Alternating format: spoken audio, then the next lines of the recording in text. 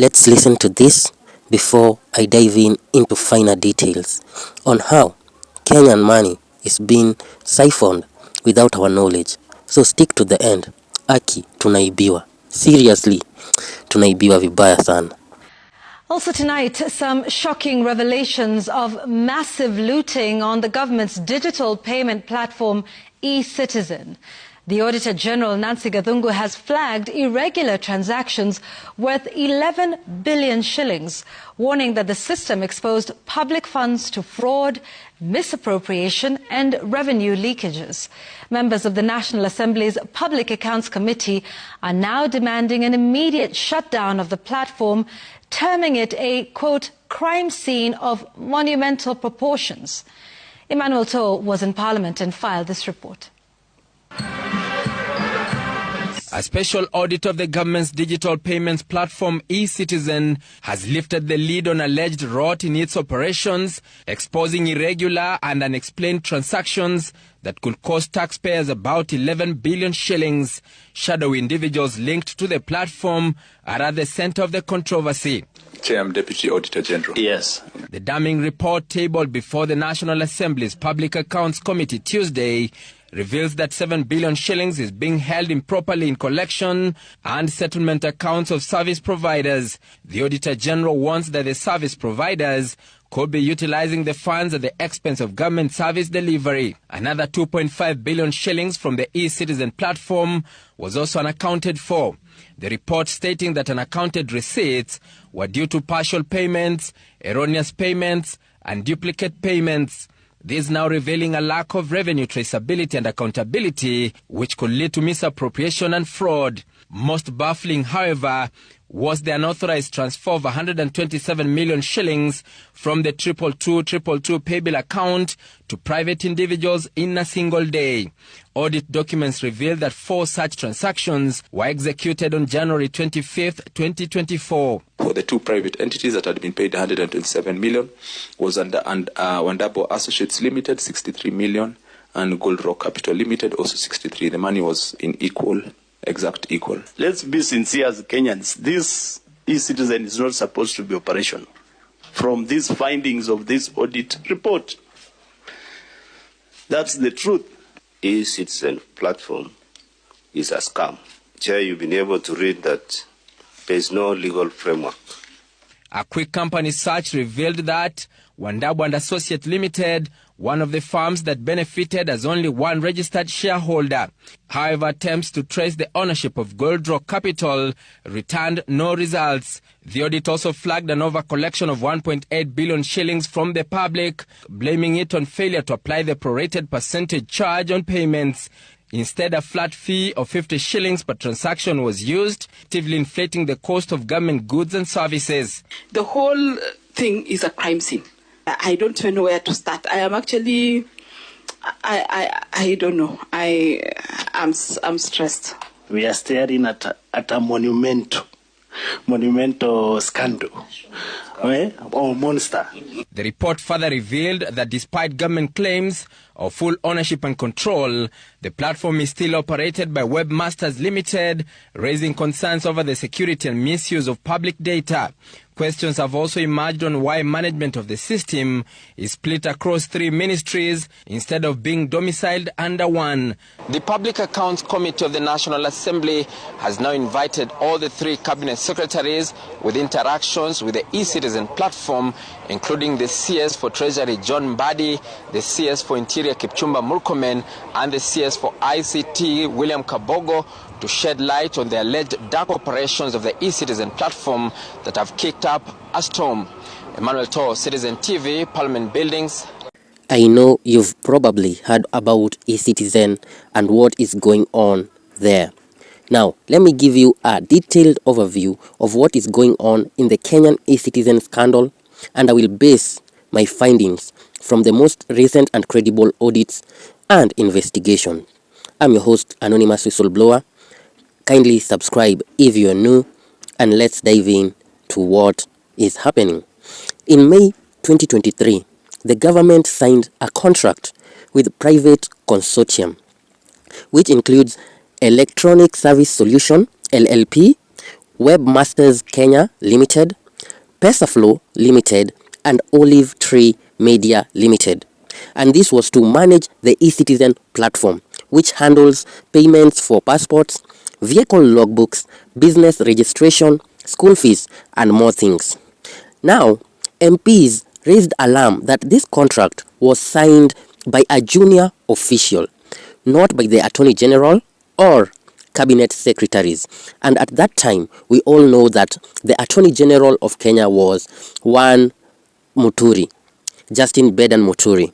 And this is to show you how some people are trying to outmaneuver the systems and get what is your own. They eat your taxes without even breaking a sweat. And to continue, it contains clauses allowing the suppliers to withdraw platform infrastructure if the contract is terminated, putting the government services delivery and digital sovereignty at risk. The audit finding, according to Auditor General Nancy Gathungu's 2023-2024 report, the eCitizen platform processed approximately 44.8 billion Kenya shillings, but there were major discrepancies between system balances, agency statements, and treasury ledgers. At least 144 million was accounted for across multiple MDAs, including the Ministry of Lands, NTSA, and Business Registration Services. A separate audit revealed that over 7 billion shillings remained trapped in collection and settlement accounts due to an outdated remittance system, while 2.57 billion could not be traced to any invoice or defined source. Just know, when you hear that something cannot be traced, hapo mumeoshwa, na mumeoshwa proper. Meanwhile, 2.1 billion shillings in convenience fees, typically 50 bob per transaction, were collected without proper legal grounding or approvals, further questioning the legitimacy of the revenue collected. The government and these other security issues reportedly lacks full control over eCitizen, remaining dependent on the vendor consortium for critical functions such as revenue reporting and infrastructure maintenance. The contractual defense released the private firms from liability for data loss, downtime, or disruption, raising national security concerns. Now, let me tell you where our legislatures and the parliament get in. The Kenya High Court struck down the directive requiring parents to pay school fees via eCitizen, deeming the transaction fees illegal and the process unconstitutional due to lack of public consultation. Multiple parliamentary committees, Administration and Internal Affairs, together with the ICT, have initiated special investigation demanding the contract documents and questioning the oversight of the Treasury and ICT departments.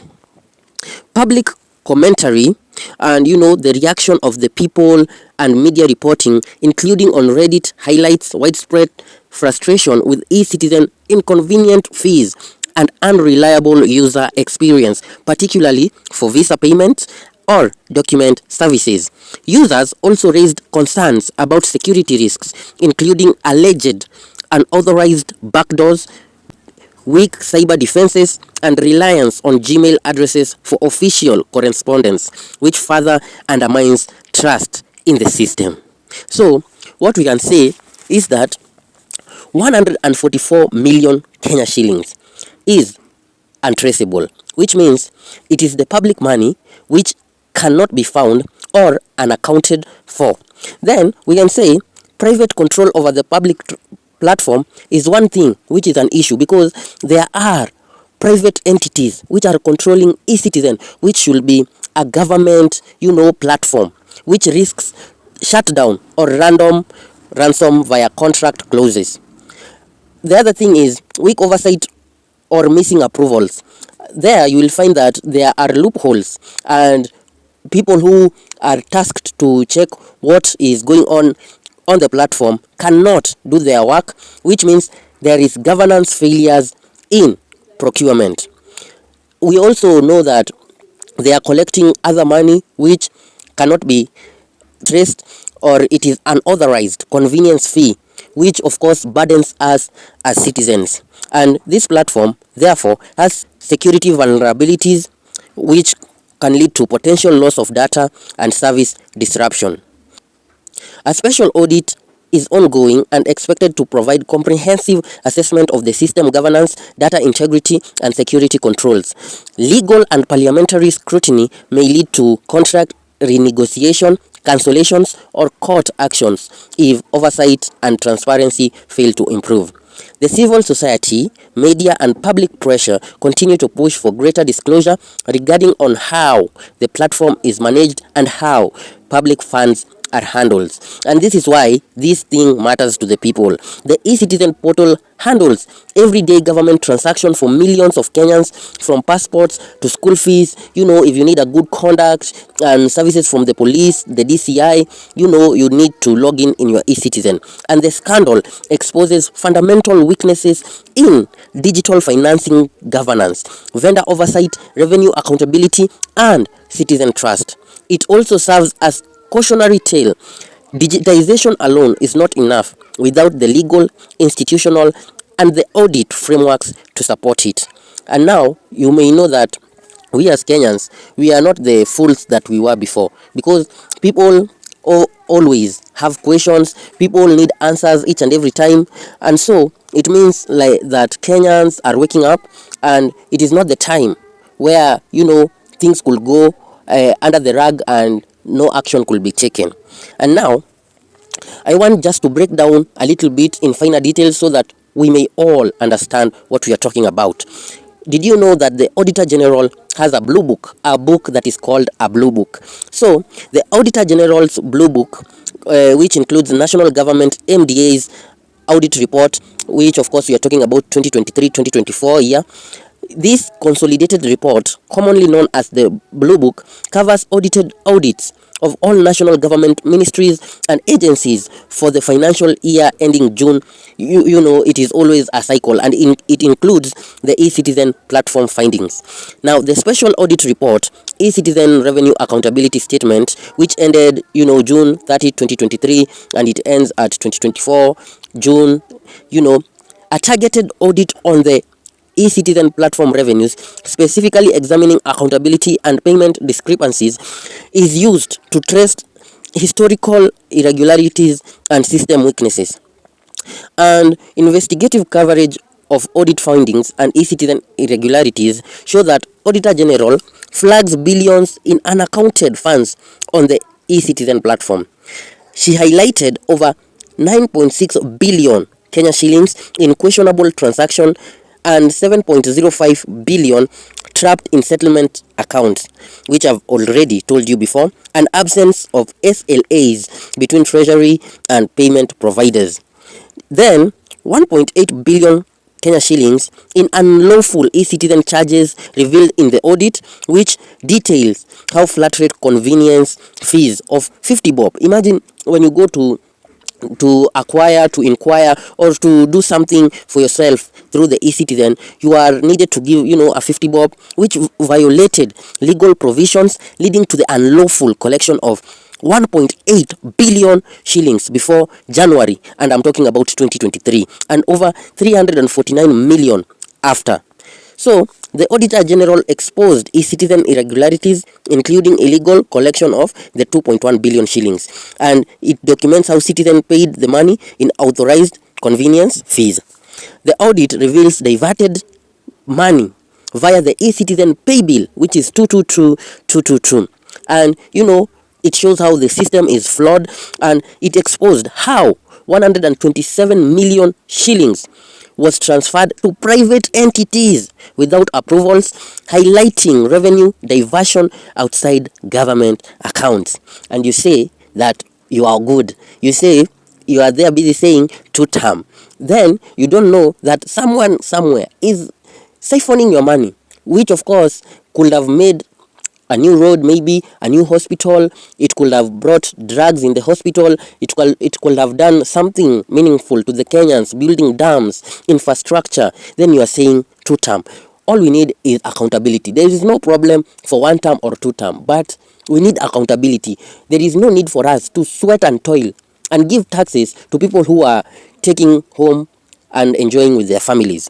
And now, the parliamentary scrutiny and contract ownership issues, the MPs raised concerns over legality of e-citizen deals, coverage of how MPs demanded contract documents, citing missing legal sign-offs and transparency failures. You can do some proper research. You can use Google, you can use even ChatGPT, you can use somewhere where you can find all of these things, so that even you may have a clear understanding of what is going on in our country. The e-citizen platform is at risk of collapse amid contract controversy, and the MPs already raised some red flags. And the problem with Kenyans, when you see a red flag, you decide to be blind and you see it is pink or maybe brown, yet you are seeing clearly that that is a red flag. And we need to up our games, and we need to know and ask for accountability of where our money is going to. Because if we continue like this, then we will not have a country. Because if you are there, you are a diligent man, a diligent businesswoman, you are there, you are working tirelessly, and you are giving your taxes faithfully, like a church Sunday mass offering, and then someone there is sitting having a soft life over your money, and you are there. You need to ask questions. Imagine mnaporwa, na the moment when people talk about this, utapata there are some few elements, few people watakuja waseme, oh, mnataka mtu wetu ni kitu gani? Mimi hata mimi sitaki kujua mtu wetu, even if he is my relative, even if he is my family, and you are doing these things to hurt many people. Hakuna haja hiyo pesa. Hii pesa inaleta laana kwa familia. You find that people are very rich, but they usually spend their money in hospitals, buying oxygen, something even God has given you free.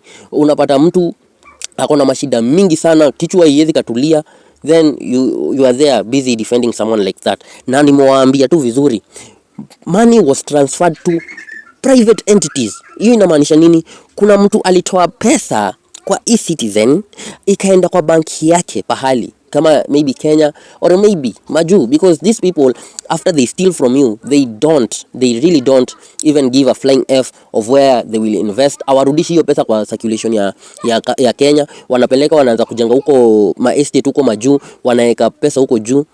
Sasa uniambie, how are you helping yourself? And that is why I am always here, just to educate people. And hata nyinyi, sometimes I find some messages in my email that he talk about this, talk about that. The moment we come together and we talk about our country as one people, then we will have progress. But the moment utaanza kusikia mtu ameanza kusema ule ni mtu wetu, msimfinye sana, and you can see how corruption is going on in our country. Someone steals maybe 10,000 from proceeds of corruption, then he is taken to a court, he gives the judge 50 bob, and then he pays a fine of 100, then he goes home with over 9,000. I'm trying to give you a scenario or an example so that you can understand. But these people steal millions and billions of money. So it is up to you, Kenyans, to wake up, stand up against corruption. And me, one day I know we will have a Kenya where corruption will be tantamount to death, because when someone is corrupt, he's killing other people indirectly. So we can call it involuntary manslaughter or involuntary something, so that you may understand what it is going on. Because if someone steals money allocated for a hospital, then people in that area die because of not having good health care. Is that not murder? It is indirect murder. So we will call it involuntary murder or manslaughter. So I pray for a better Kenya. And it has been Anonymous Whistleblower. Thank you for your time. Kindly subscribe if you are new, and like, share, and let me know your thoughts in the comment section. Till the next one, cheers.